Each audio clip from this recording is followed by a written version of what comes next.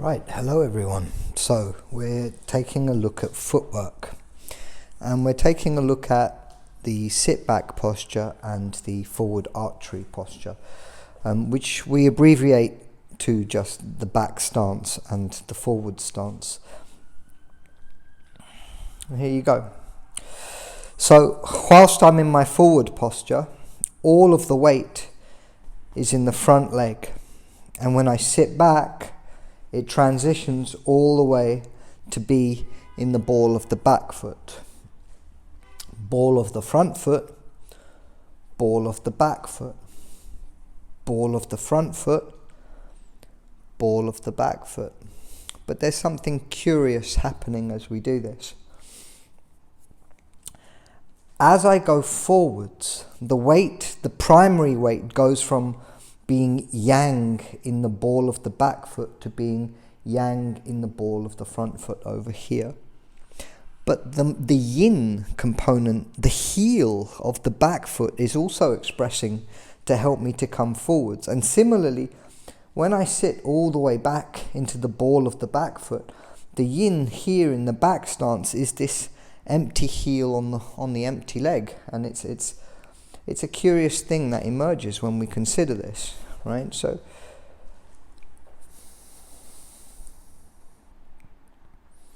here we go. So let's consider the ball of the back foot in the sit back posture. And I'm going to use red for the sit back just because I've got red and green. It doesn't really make that much difference.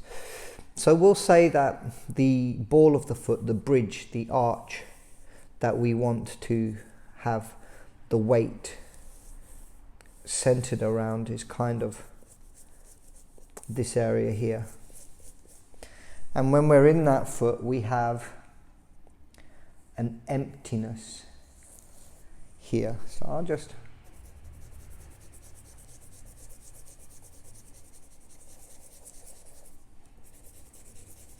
all right, so you can see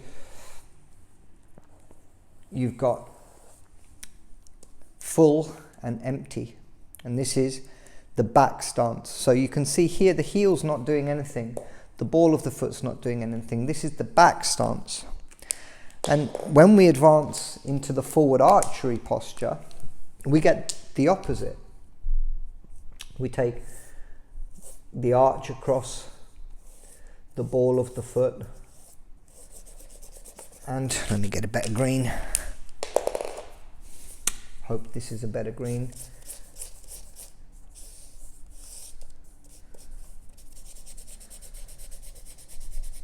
And there you go. Right, there's the ball of the front foot.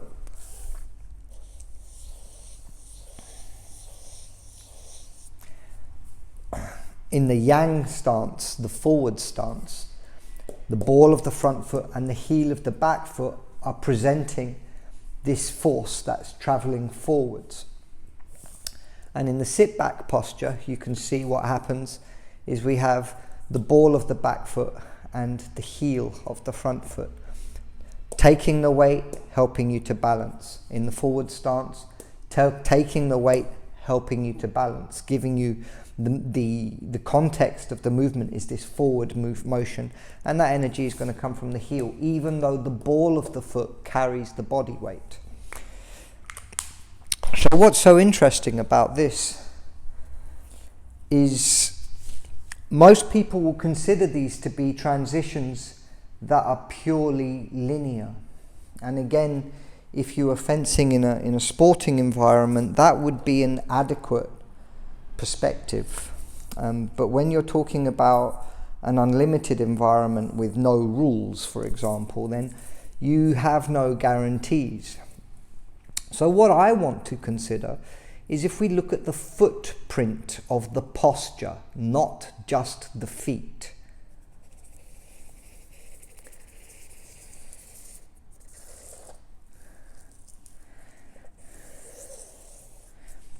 And you can see that's the size of your footprint in a sit back posture. And it's not only, if we just mark the beginning, the point there. You can see it's not only discrete forwards to backwards, it's also quite discrete left and right. But what happens if we go a little bit further? What happens when we go into the forward stance? And we see if we take a similar perspective,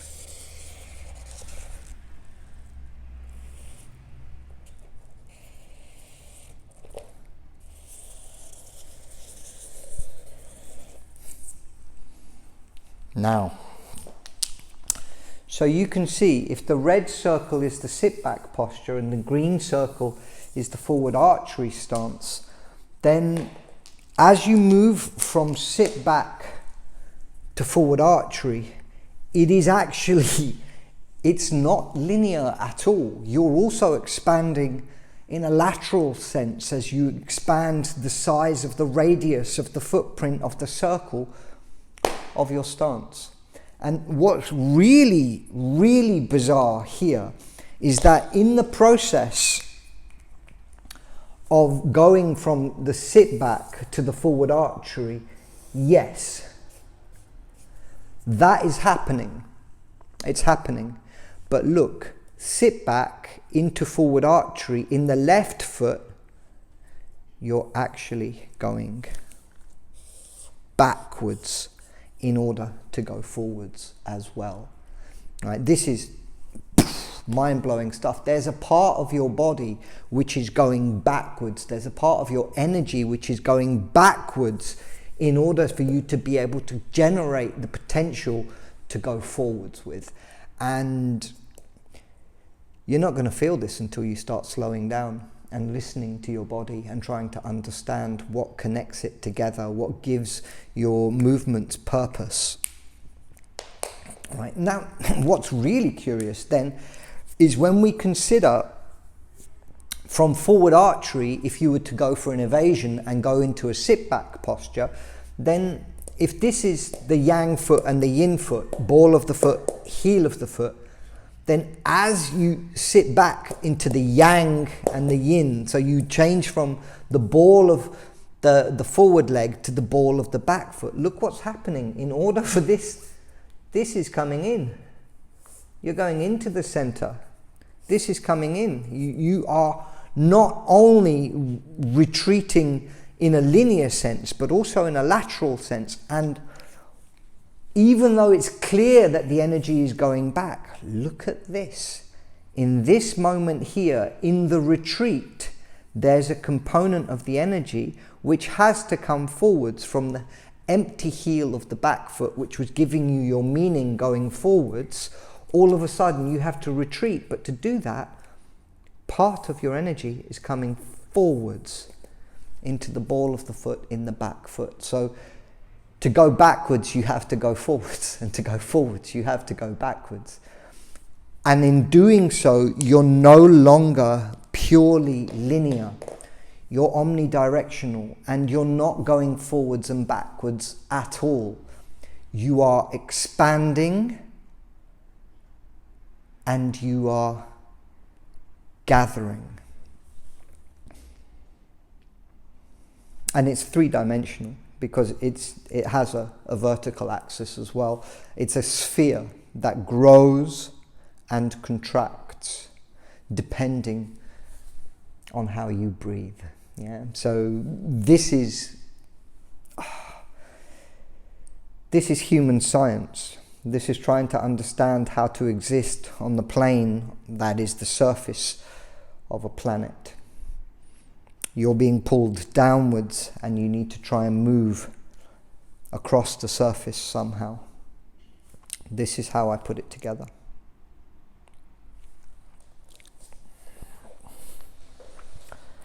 So now that we begin to consider that the footwork is a little bit more involved than simply just throwing yourself at your opponent in a desperate bid for victory. It's not going to work necessarily against somebody who has a better understanding than you, because they'll see things that you don't even realize you're revealing. So we now appreciate that the act of transitioning from one stance to another has many layers, and these layers are important because, I mean, from a sporting perspective, it doesn't matter about the forces involved in contact, because the intention is to score a point, rather than from a martial perspective, which is the intention is to do damage. And the root that you have, your connection to the earth, it's Newton's first law, that every action has an equal and an opposite reaction. So if you're flying through space and you punch something, then the force you deliver to the target is the same as the force that the target's going to deliver back to you. And if you don't have something to anchor against, then the exchange of kinetic energy is equal. It's you know, you push them away from you, but you push yourself away from them as well. But if you have a grounding, if you have a solid connection to the earth, then if you're trying to puncture or penetrate through like a significant defense, a protection, some armor, then obviously if I'm pushing and I don't have a root, all that's going to happen is I'm going to push myself away from the target. But on the other hand, if I have a better route than the target does, either I'm going through that armor, or at the very least I'm displacing my target, which is going to, it's not volitional on the part of the target, so it gives me an opportunity. This is the battlefield tradition, to have these considerations, to be aware of the consequences of abandoning that route for the sake of getting an inconsequential hit. It doesn't, you know, you wouldn't do that if your opponent wasn't going to be stopped by your blow. And the same is true for the cut. So if I'm delivering a cut from here, then obviously there's a certain amount of momentum in the attack, and if that momentum isn't sufficient to start the incision on contact, then I have to continue to apply power by expressing the rotation of the waist and the external rotation of the shoulder. And obviously if I don't have a root, then when I hit, all that's going to happen is I'm going to turn myself away from the target. Whereas if I have a good connection to the ground, then as I deliver that persistent energy through the target all the way through to the other side, then I have the grounding and rooting of my feet that my waist can use to turn against, to deliver force to the target. Right? And this is why is this so nice, again, from the perspective of teaching LED Sabre to civilians for fun, for health and fitness, is it's healthier. It develops a more holistic strength through the body, rather than just being sort of localized in whichever joint you think is responsible for your cut. You have to start having a state of mindfulness across the whole holistic structure of the body to achieve this.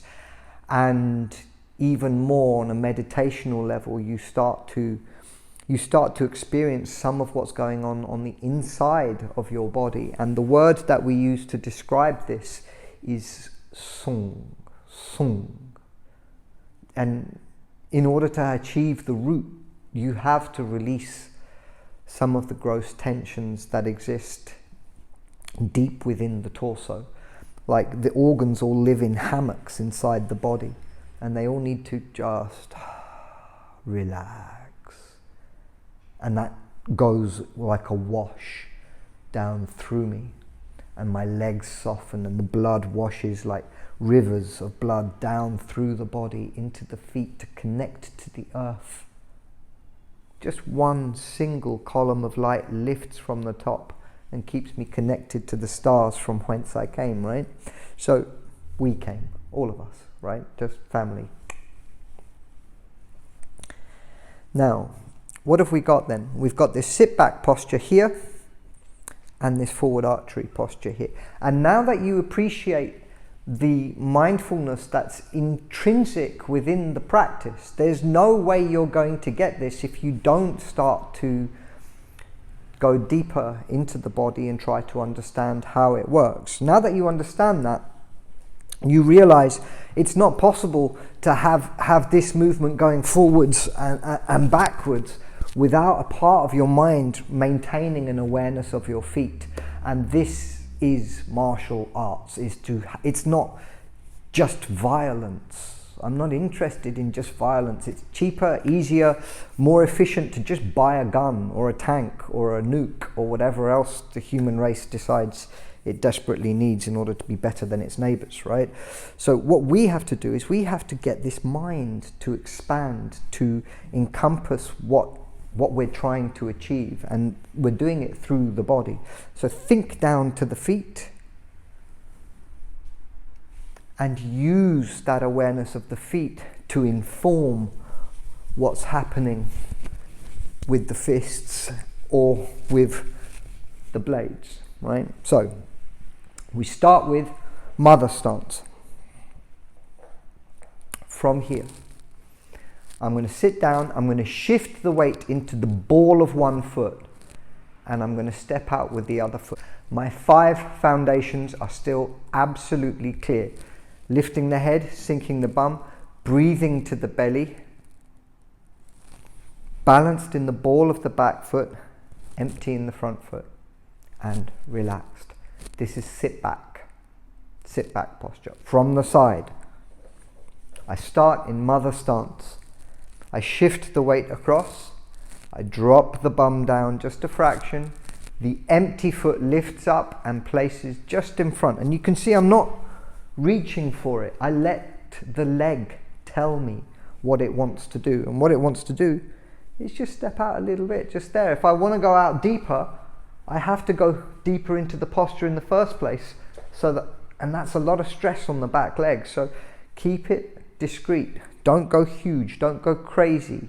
One step at a time. This might take months or years for you to achieve kind of a Shaolin expression with these movements. And that's, the little forest is where all of this came from. So you should, in the final conclusion, share a language with all of these practitioners from around the world and throughout time and human history. Sit back posture, just out in front. 5 basic foundations: head up, bum down, breathe to the belly, balanced in the ball of the back foot, empty in the front, and relaxed. Right, so from here I'm going to transition into the forward stance. I'm going to take a slightly bigger stance than I would normally do, just so that it's a bit clearer for you to see. I would only use large stances really with the sabre. With unarmed work, the smaller and more discreet it is, the more effective I find it becomes. But the sabre gives you this 4-foot long force amplifier, which is great, and you might need to take larger stances. You still need to build up to them gradually. From here, I'm going to step out again. I'm shifting the weight. This time I'm stepping out with my right foot. 1, 2, and then dropping the weight forwards into this forward archery posture. Now this is a lot more critical than the sit back posture. The sit back posture is pretty straightforward from here. But as I lunge into the forward posture, 1, 2, and advancing here, 3. Now this is where you are going to find, if you're not physically literate, there's a serious risk of hurting yourself. So the forward archery is defined by the following points. The ball of the front foot holds the weight. The heel of the back foot is providing me with this energy up through the body. But because I'm dropping from the belly down into the front foot, the lifting and the sinking cancel each other out, leaving me just with a forward vector. Have I got a straight? You can see from the heel to the top of my head is a straight line. So my 5 foundations still apply. Only the axis is slightly inclined here. Here I am. Head is up away from that back heel. Bum is down into the ball of the front foot. I still breathe to the belly. I'm still yang and yin in the feet, very clear where the weight is. It's in the ball of the front foot, and you can just about lift my toes on the back, and that shows that it's the heel of the back foot that's providing me with the energy going forwards. Head up, bum down, breath to the belly, balanced in the feet, and again. This is totally relaxed, and this would be the final moment on a fully extended jab, right? So it's the same posture. It doesn't matter whether you're armed or you're unarmed. It's simply the body, the human body, reaching out to touch something. What are your critical errors? In the forward stance here, never to let this knee exceed the boundary of the ball of the foot. It can be further back, provided you're still yin and yang, clear as day. But you must never let this advance pass. And if you don't train slowly to always arrive with the lower limb pretty much vertical, so this can be vertical. That's the best place to start if you're not sure. There is a certain amount of additional movement you can achieve after vertical, but I would suggest start with always trying to get that front leg vertical from the knee down to the ankle, and the weight is in the ball of the foot because the energy is moving forwards here thus, right? So you practice it this way, you should be okay. The other critical errors in forward stance are this. Okay, this is not going to help you, especially if your opponent has a penchant for grabbing your blade and pulling. So this is going to... So you have to have the root, the bum. If it's floating like this, then you're vulnerable to people who are going to transition from armed combat to the unarmed stuff. And that is a reality. That's just part of what you'll have to deal with if you want to fight in an unlimited sort of environment. Knee must stay behind the ball of the foot. Bum must remain sinking. Now, this is acceptable to a certain degree, which is a more neutral measure in the forward stance. But if it's come at the expense of the small of the back and the chest starts to lift like this as well, then you're going to find that your breath gets stuck in your throat, and all of a sudden everything becomes very desperate. The emotional content of the moment changes as a consequence of the physical tension that you embody. So even if you're staying neutral, there's a correct way to do it, and the correct way is you start by learning the positive measure, full forward archery, and then you learn to cheat that so that I can still be empty in the back foot. This is still a neutral measure. You can see I'm actually vertically above my front leg. I'm not positive like this. And guess what? Here we go. There's my sit back. Ooh, here it comes. There's my negative measure. Look, and from the negative measure, I'm absolutely prepared for positive, neutral in forward archery, neutral, negative in sit back. They're all there. All we've got now is a language for describing them, so that we can look at whatever situation, whatever context, and we can break down what we need and how to achieve it. It's hard work. It's only boring if you're not paying attention to what you're doing.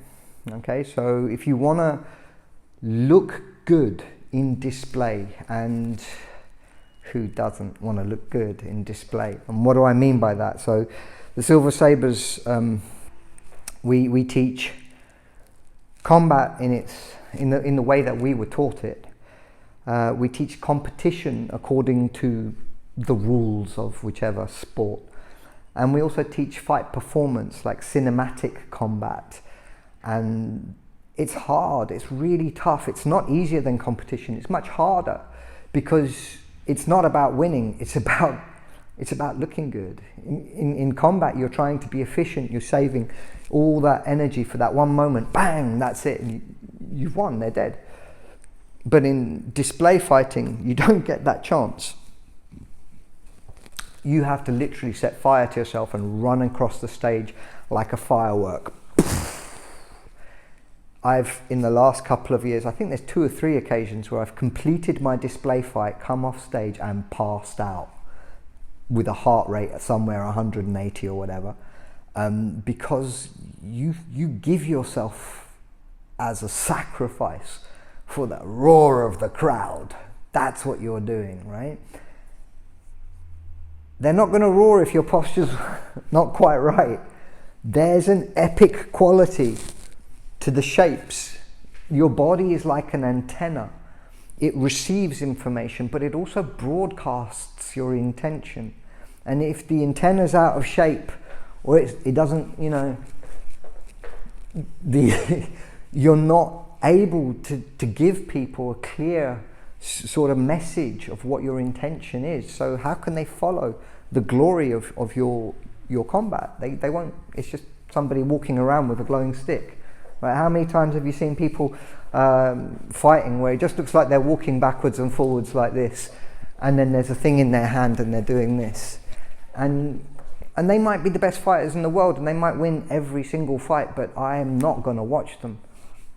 It's not going to happen, right? So your forward archery and your sit back, to be able to express these and to be able to deliver interesting things from these positions,